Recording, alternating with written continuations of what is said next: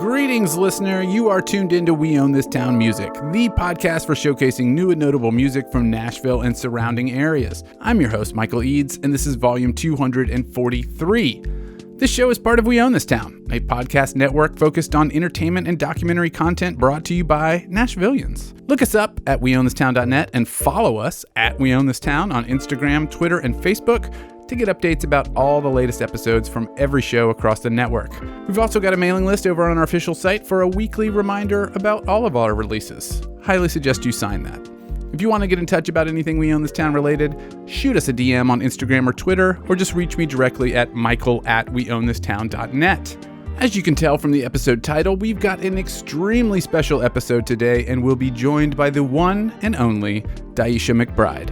She just released a brand new single on Friday called Pump Fake, along with a phenomenal video, and we were fortunate enough to have the opportunity to catch up with her about all sorts of topics.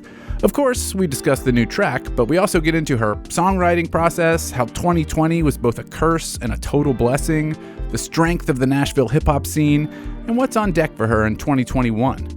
Speaking with McBride was an absolute delight, and I think that shines through in our talk.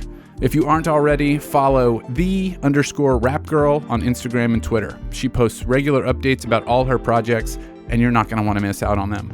So, without further ado, let's hear that brand new single, Pump Fake, and get into it.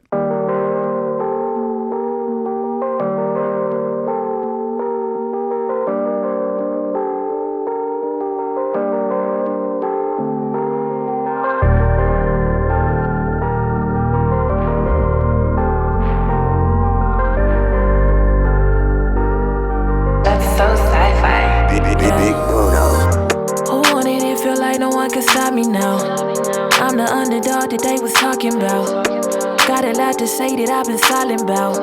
Had to let some people go, they wanna try me now. Oh, we on go. Don't keep getting money on the road. Just caught another body at the show. Who gon' stop me now? Yeah, I think something different about me, I'm not one of y'all. Hard to think big when your pockets look small. Used to be a school beating that lockers on the wall. They think that we done, but we started yet it all, yeah. I just call it like I see, no attention that I need. Making toast all in the club, we buy liquor by the threes. I be busy showing love while they taking shots at me. I pull a 40 on my wrist real quick. Little shawty with the hits like this. They know about me cause I drip little bit. They don't know I don't forget, I wish. I gotta tell me what you want back. They be lying if they say I ain't the one back. One take, you ain't ballin', you just pump fake. No, they really, they don't ride with you with some shade. We ain't with the gunplay. I just put a 40 on my wrist real quick. Little shawty with the hits like this. They know about me cause they drip little bit. They don't know I don't forget, I wish. Yeah. Oh, what you want, babe? They be lying if they say I ain't the one, babe. One take, you ain't ballin', you just pump fake. Yeah. They just pump fake, yeah.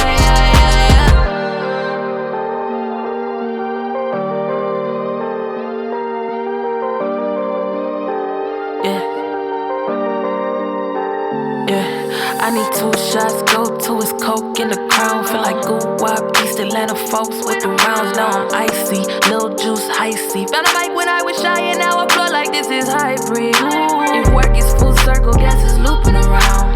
I just got some money for a stupid amount. I be so far out the way like I'm in Jupiter now. If you don't live and breathe a hustle, then you wouldn't understand it at all. I just want my brothers, I came up with the bar. Don't believe that's fake and decide that. 20,000 hours in the booth like a flight deck. They look at me, the critics say no way that she could write that. Boy, hey, what's up, what it do, what it is. East Tennessee, orange and white all in the crib. A lot of back roads and backwood where I live. Pop a bottle for the ones who said I won't, but I did. I pull a 40 on my wrist real quick. Little shawty with the hits like this.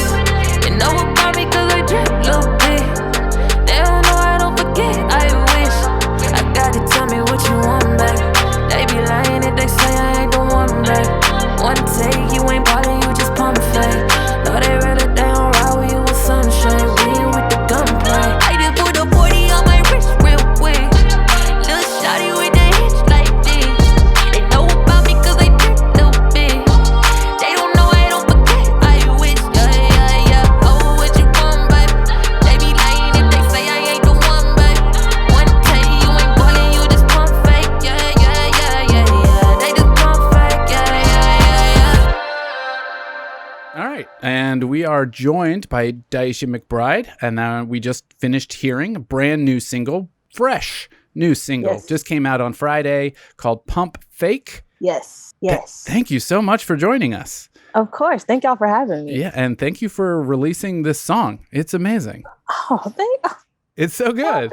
Stop it. Thank you. Oh, I love it. Based on just the minimal information I have about it, it looks like it was produced by Sci-Fi and Big Bruno. Is that right? Mm-hmm. Yes, Sci-Fi and Big Bruno. If I recall correctly, you did another track with them on like the 10 Toes Down compilation. Yeah. Check.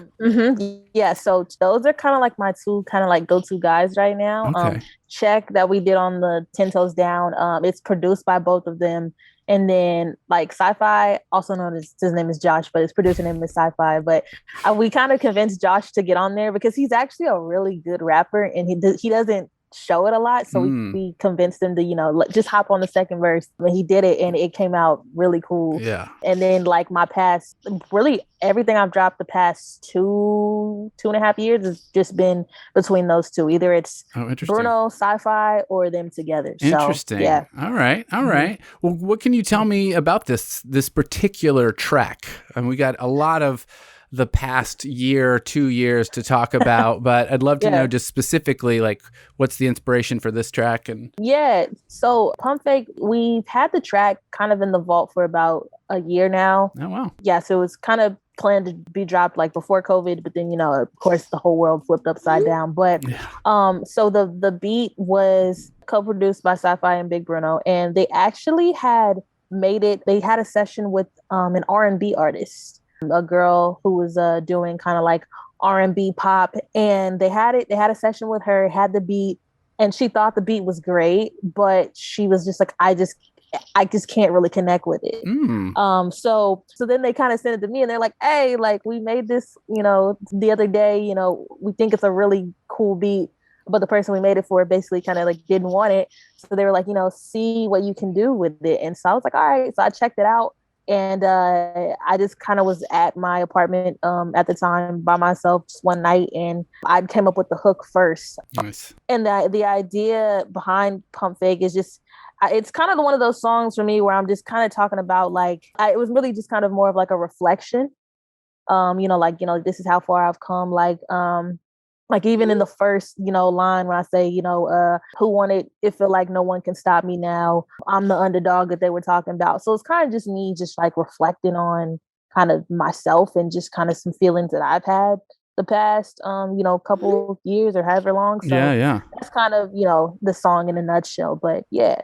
Is that generally how the process has worked with them, where they are just sending you beats and you're kind of like, see what you can do with this one, Well, typically we like to create in person. So typically it's the three of us because they have their own studio out in North Nashville. So typically the three of us just get together and they'll kind of just talk at first. You just kind of see where everybody's head is at. It truly is like whatever vibe we're feeling that day is kind of where we go from there. So normally we just kind of chop it up at first and, they'll normally ask the question, okay, well, what kind of vibe are you feeling today? And I'll give them a direction. I might be like, give me something like real fun, summery, with some cool drums, or I'll be like, or give me something maybe a little bit more melodic and slow. Like I'll kind of give them a direction and then they just take it from there, and they always nail it every time. Oh, that's fascinating. That's such a cool process. And I'm sure it changes based on who you're working with, but if you find those right partners, it obviously it clicks and it works really well. That's awesome. I was going to ask what your process was with working with different producers, but it sounds like you found your people. And I still do work with other producers as well. Some producers that is just like, send me beats and we'll see. But like I've worked with a couple other producers now as well, like AB Eastwood. I know you know AB. We did a really cool track a couple weeks ago that I'm definitely gonna drop. There's another guy in town that I work with. His name is Ryan Ball. He's produced some stuff for like Bryant Taylor, Tangent, stuff like that. So there definitely are a couple other ones that I work with, but the process is pretty much the same though, at least for me. Just we just get in there and catch a vibe. Yeah. So, wow. Well, how do your verses come to you? I mean, is it a like laborious writing process, or is that a lot of that just sort of like go for it and kind of take that as a sketch and then sort of mold it from there? Yeah, it's definitely more of a sketch. So the way my process works normally is I'll kind of start with melodies, and I'll put down like a scratch vocal, and it literally sounds like me just, Sure. and it sounds, like weird at first, but then I'll go back and I'll listen to it, and I'll kind of fill in the gaps with words, or I might change a part and, make it, if I'll be like, I don't like that, let me change that part. But I definitely start with melodies, and then I kind of fill in the words. And that's just kind of how the lyrics come for me. Yeah. I mean, I've been reading up on, like some NPR features on you and some Nashville scene features and stuff. And a lot of it speaks back to your history where you were like freestyling in high school. And I think your origin story, as it were, in quotes, is that you posted like a Facebook video of yourself freestyling, and it kind of like caught on. Yeah. So it seems like you are very comfortable just going for it. It's not always like a memorized, pre-written thing. Yeah, and it's like, and sometimes I'll go for it and it's dope, and sometimes I'm like, it's not it. But we just go for it every time. Well, you got to go for it. Yeah, exactly. So, in thinking about your history, I know you're from Knoxville and East Tennessee, and kind of school brought you here, I think, is the general story that I've heard. The thing that I read recently that really struck me was that after you had sort of like caught on Facebook or like decided to pursue music more full time, you stayed in Nashville. You made a conscious decision not to go to Atlanta or to some other scene. Yeah. I'm just really curious about what your thoughts are about the scene. Like, obviously you have a lot of support here, but it is a town that's known for this particular sound, like Atlanta is, or some other regions. I don't know. I kind of just want to hear some of your thoughts about the Nashville hip hop scene and like the pop scene, and like there's so much blending. Yeah. I mean, I think first of all, the hip hop scene here is it's phenomenal. And I think it's so weird because me and Sci-Fi, we were talking about this, a couple weeks ago, like, especially since I've really been in the scene for, the past, 2-3 years, the growth I feel like has just been, it's been crazy. They like, just people are really, because when I got here, like my kind of first impression with the scene was like, okay, there's like the older cats that I see who have been here for a while, who kind of have their like local fans and they do their thing. And then there's like the younger people, but like I just didn't see a whole lot of like consistency, I guess. Like people would maybe drop a single and then like maybe like one single a year. And like there just wasn't, it didn't seem like a couple guys were like really just like, I don't know, like they didn't feel like they were taking it seriously. Right. But it's like, there's like, I feel like in the past year, there's been such a shift, in my opinion. And like people are just putting out consistent work. There's quality, even the visuals now, everybody's just putting out these really just like up to par, really good videos. Shout out to Sec. For sure. Like, what I'm saying? It's just the shift has been crazy. And I think that it's dope because I like that we're not like, when you think of the Atlanta hip hop scene, I feel like a lot of them pretty much, they kind of sound the same in a way, right? They kind of have a similar sound in some way. But I love that the hip hop scene here, like, I feel like nobody sounds like anybody. And I think it's really dope. Like, I don't sound like Tim Gent, and Tim Gent doesn't sound like Bryant Taylor, and Bryant Taylor doesn't sound like Ron Obasi, and he doesn't sound like Chuck Indigo. And it's just dope. Yeah. Yeah.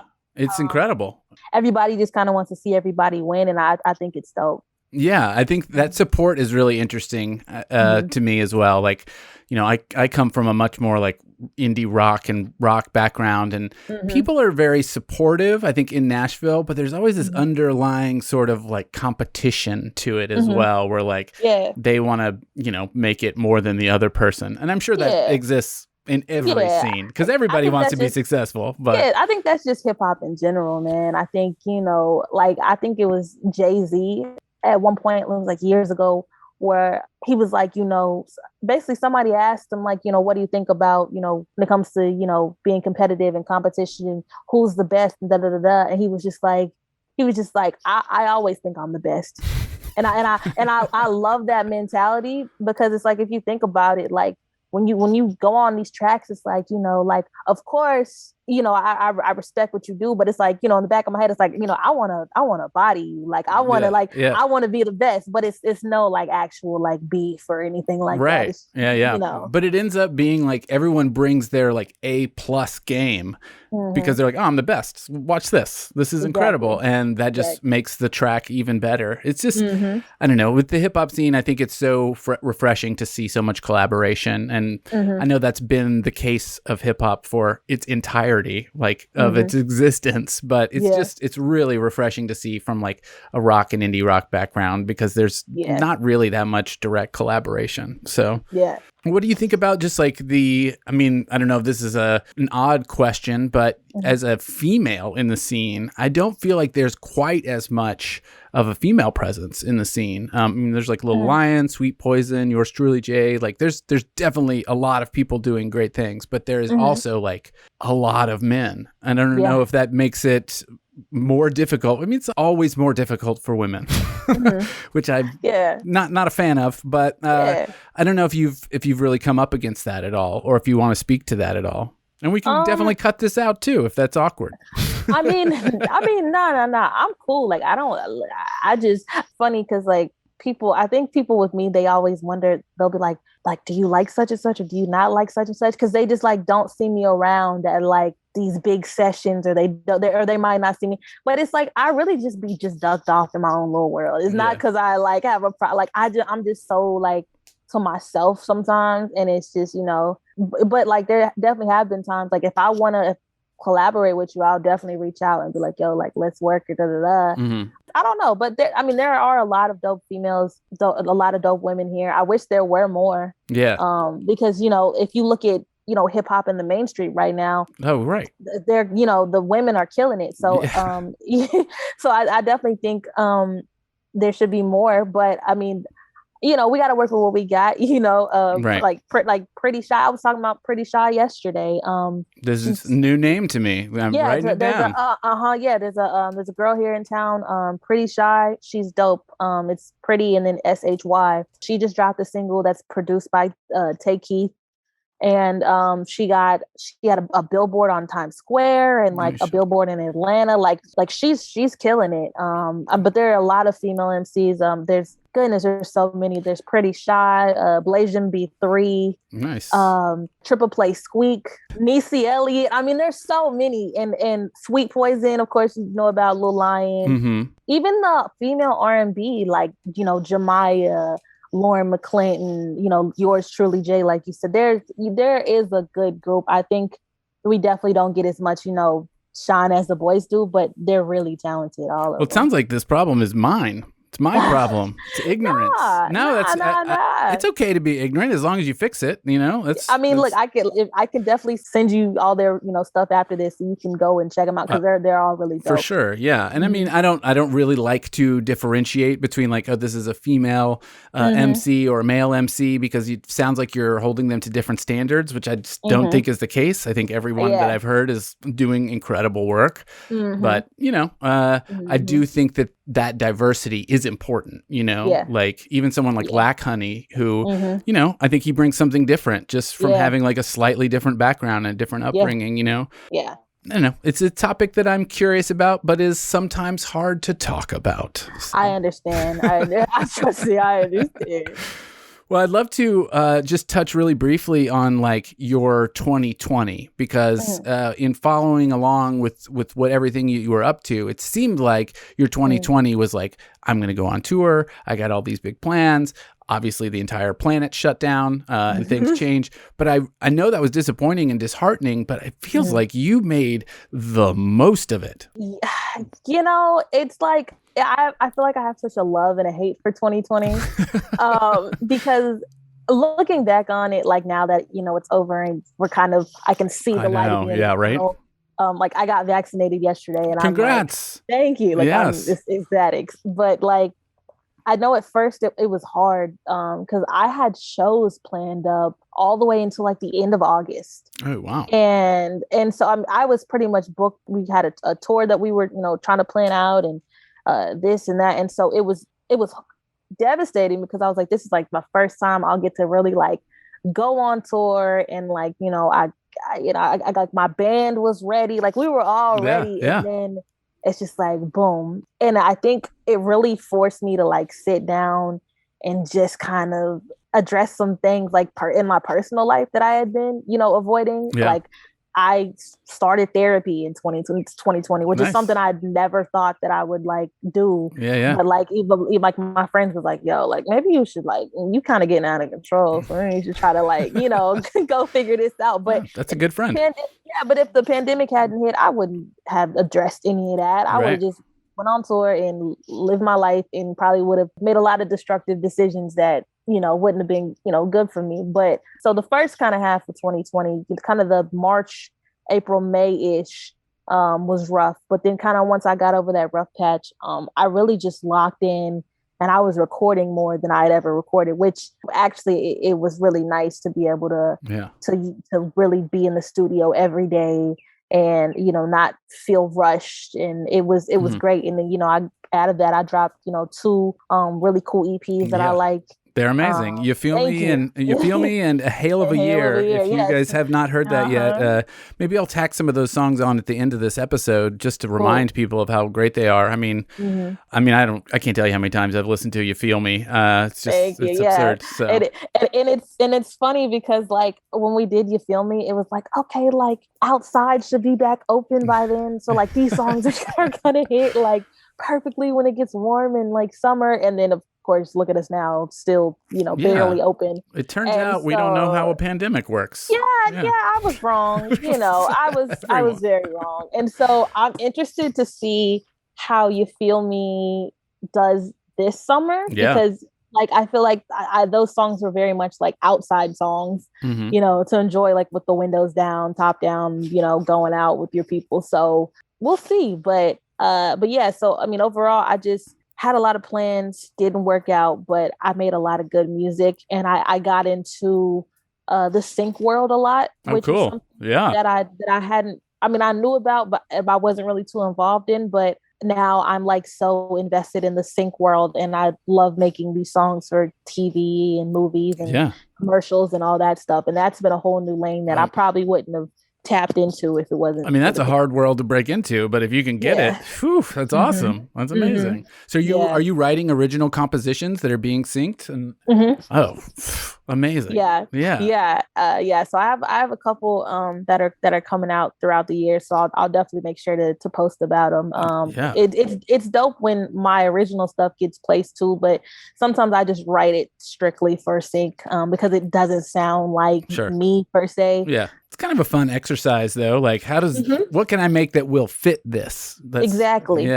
Interesting. It's fun. I do want to say I gave a lot of praise to "You Feel Me," but Hail of a Year, I think, does this incredible job of tackling like really heavy issues. But in a way that's like, this song's fun. You like listening to this song, but it's like, this is serious at the same time. So I just compliments to you for like, thank you. Not being afraid to talk about that stuff. I think it's really important. And I was kind of scared at first just because I've never really gotten too political in my music. I've always kind of just like to keep it fun. Of course, if I'm talking about like love or heartbreak, it gets a little bit heavier, but like I never really wanted to be that artist. But I think last year, I think everybody learned something from last year, and I just kind of felt really compelled to just speak about it, but still, not make it, too heavy. Like these are still songs that you can, play in your rotation and not feel like you have to, I don't know, go out and protest afterwards, Right. But, I kind of wanted to see if I can give just like a short thing that kind of was a good mix of both. And that was kind of what we came up with. So yeah, well, you did it. You could do those things for sure. Thank you. And the videos too. The videos were incredible. So yeah, thank you. It was a whole package. It took a lot. I bet. A lot. So is there a video dropping for this new track as well? Yes. I don't know if that's anything you've talked about yet or not, but I mean, it's not a secret. Good.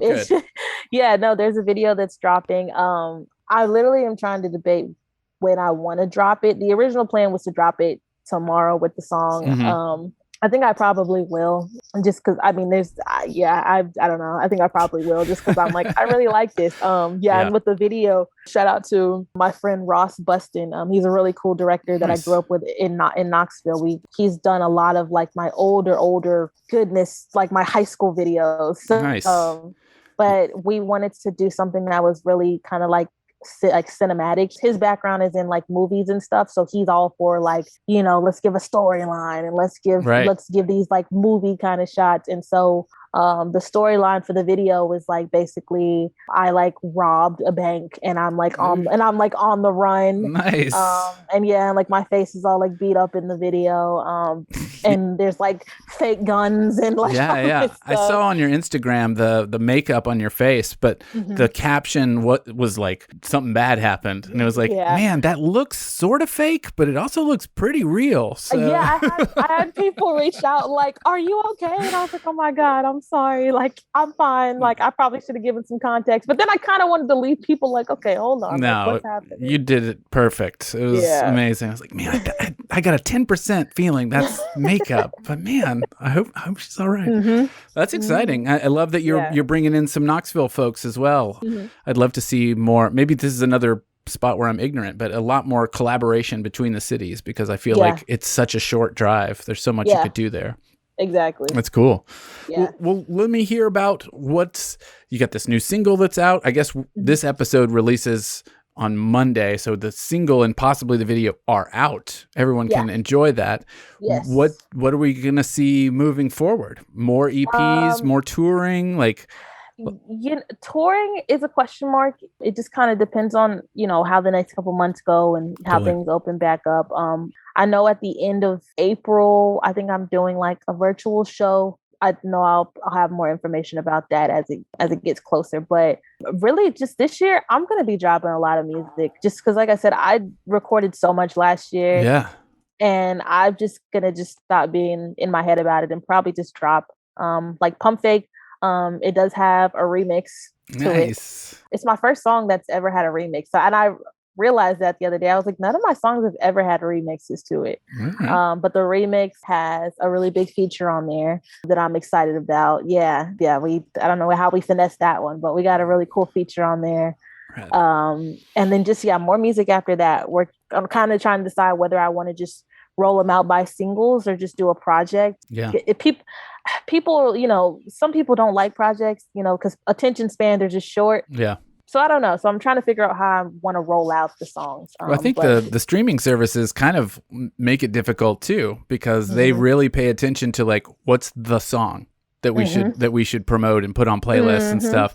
And if you do a project and here's like 8 new songs, they're really only going to pay attention to one. So exactly, you got to have like a lead single and all this stuff. And it's a little frustrating, I think. But I love a project. I love a single. So you really can't go wrong. Yes, that's exciting. I can't wait to hear more new music. And we're Pump Fake is you're kind of the break in the dam. This is starting off the year, and then we're just going all in after that. Yeah, love it. I don't really want to take too much more of your time. I'm just so happy that you were able to join us and talk through all this stuff.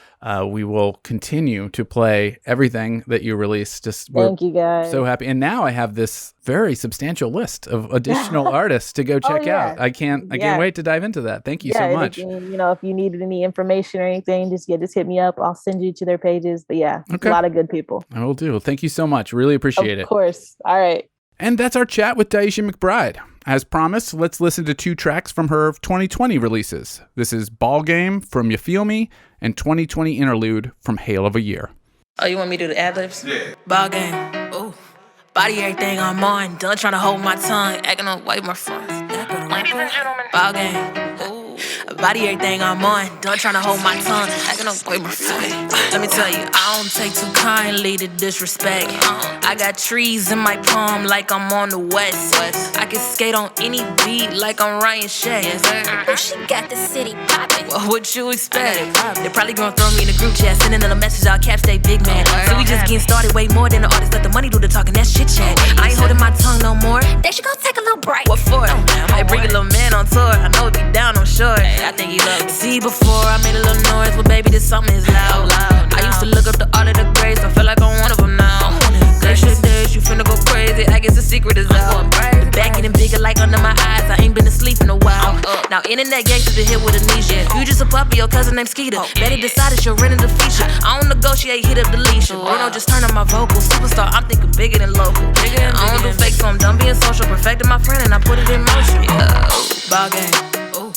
Body everything I'm on. Done trying to hold my tongue. Acting up way more fun. Ball game.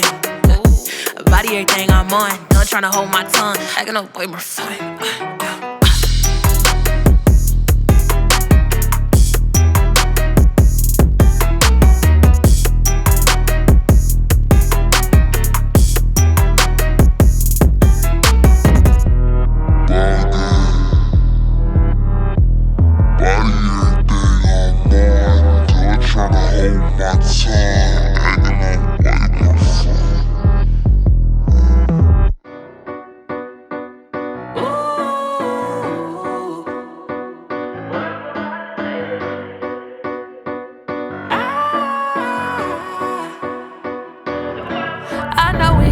Just me, the world been wildin' lately. Dance around these issues like we Alvin Ailey. I know a couple of blacks and a couple of whites and a couple of real friends who always ready to fight. And I know the best is yet to come. My body just for fun. I'm Irish, so I stack my money to all these leprechauns. I might just wreck the song, should put my exes on, but now I get a check from writing songs about them. Karma. I'm pro-black and I'm pro-love and pro-yes. Another round. We know Daisha can rap, so this is me giving another sound. My brothers told me get 'em, watch me hold the barrel steady. And my homegirl in the corner about to fade another Becky. This for the girl who tried to tell me I'm conceited facts. This for the DMs that I slid in who ain't hit me back. We roll up 20 deep, man, what a team. A presidential motorcade on the dance floor. They know I'm freaky with the shoulder blades. The captain of the future, sci-fi in here going stupid, boy. This my 9 to 5, I hope the boomers don't get too annoyed. This might just be my newest ploy. This might just be the wave now. Send this verse to anyone who hoping that I stay down, yeah.